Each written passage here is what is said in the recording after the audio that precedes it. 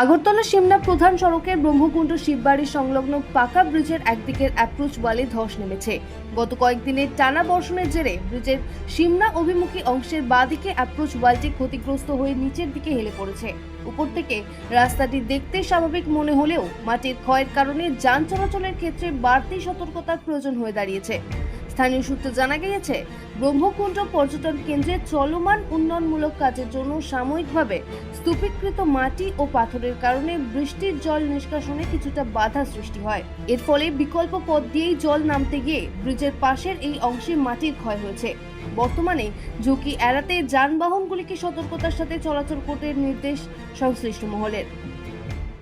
এখানে যে কাজ নতুন করে কাজ আরম্ভ হয়েছে, এই কাজটা এখানে ড্রেন দেওয়া উচিত ছিল, কিন্তু ড্রেন না দিয়ে এখানে এটা এরা একটা এই কাজ শুরু হয়েছে কোনো পরিকল্পনার অভাব।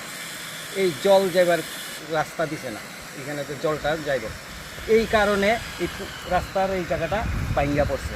এখানে আমি টেম্পু চালক, এখানে যদি বড় গাড়ি ছোটো গাড়ি যে কোনো সময় এই ভাঙ্গা লইয়া পড়ে যেতে পারে, এখানে যান চলাচল ব্যাঘাত করতে পারে। কি অবস্থা দেখেন, ভাঙ্গা পুরাটা পড়ে গেছে, বড় গাড়ি আইলে যে কোনো সময় দুর্ঘটনা হইব।